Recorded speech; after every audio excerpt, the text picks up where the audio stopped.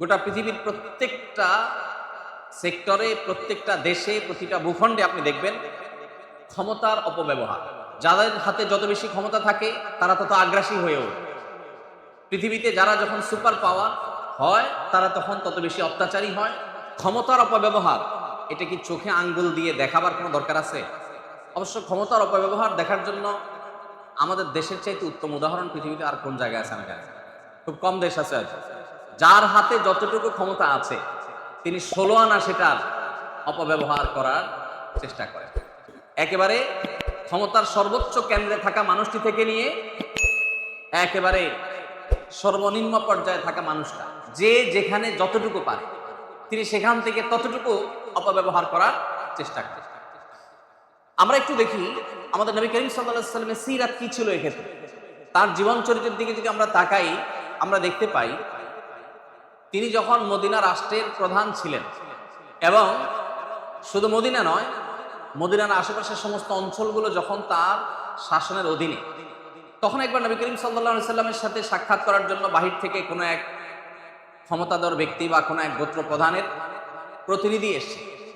সেই প্রতিনিধি এক সদস্য কিংবা একাধিক সদস্যের প্রতিনিধি দল যখন মদিনায় আসলেন, আসার পর নবী করিম সাল্লাল্লাহু আলাইহি ওয়াসাল্লামের কর্মস্থল ছিল তার মসজিদ, মসজিদে নববী।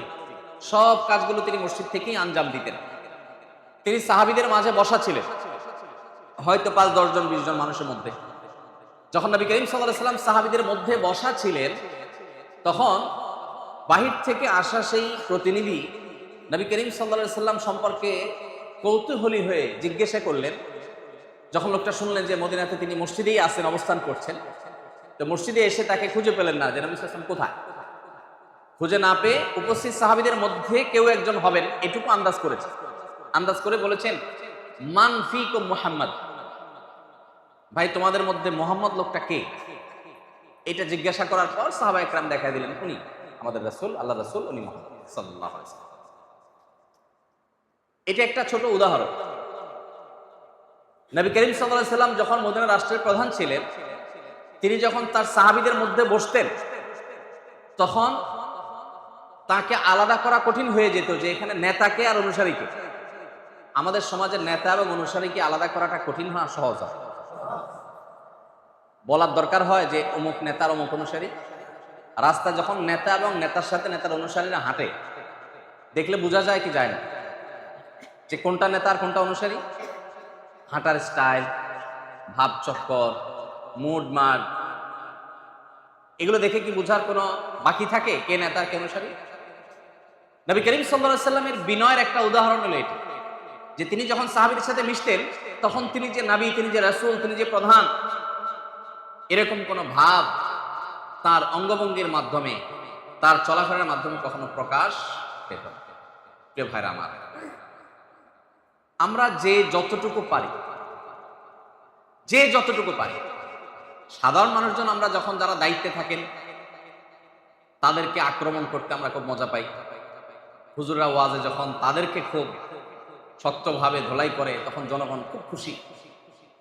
কিন্তু আমরা আসলে নিজেরা সুযোগের অভাবে সৎ, নাকি আমরা আসলেই সৎ যে আমি এই সুযোগটা পেলে আমি অন্তত এই আচরণটা করতাম, আমি বিনয়ী হতাম?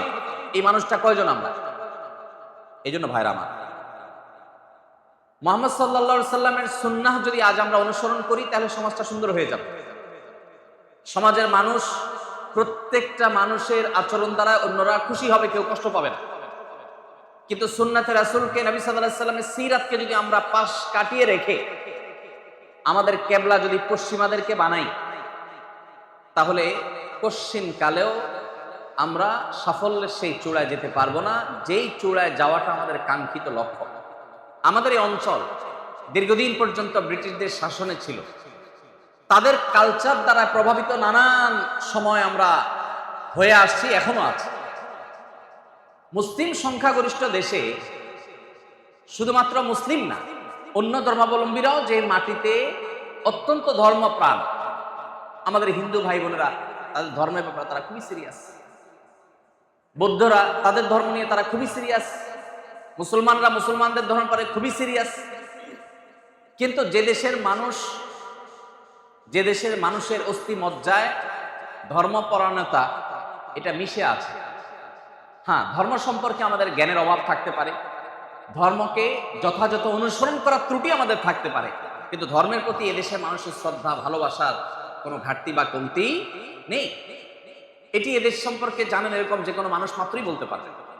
কিন্তু দুর্ভাগ্যজনক সত্য হলো এরপরও আমাদেরকে পশ্চিমাদের বিভিন্ন আইডিওলজি জোর করে গেলাবার একটা প্রচেষ্টা আমরা সবসময় দেখতে পাই। এই জায়গা থেকে যতদিন পর্যন্ত আমরা বের হয়ে আসতে না পারবো, আমাদের আইডেন্টিটি নিয়ে আমরা মাথা উঁচু করে দাঁড়াবার মতো জায়গা যতদিন আমরা যেতে না পারবো, ততদিন পর্যন্ত আল্লাহ রাব্বুল আলামিনের কাছে আমাদের দায় থেকে যাবে। সিরাত রাসূলের রিফ্লেকশন যদি আমাদের মধ্যে না পড়ে, আমরা সমাজের মধ্যে ফেলতে না পারি, তাহলে এটা হবে আমাদের সবচেয়ে বড় দুর্ভাগ্য। এই জন্য ভাইরা, আমাদের প্রত্যেকটা মানুষকে যার যার জায়গায় সর্বোচ্চ দায়িত্বশীলতার পরিচয় দিতে হবে, যা আমরা সিরাত এবং সুন্নাতে রাসূল এটা শুধু ব্যক্তি জীবন নয়, জীবনের প্রত্যেকটা ক্ষেত্রেই আমাদের চর্চা করতে হবে এবং প্রত্যেকটা ক্ষেত্রেই এটা রিফ্লেকশন আনতে হবে। আল্লাহ আমাদের সবাইকে সেই তৌফিক দান করুন।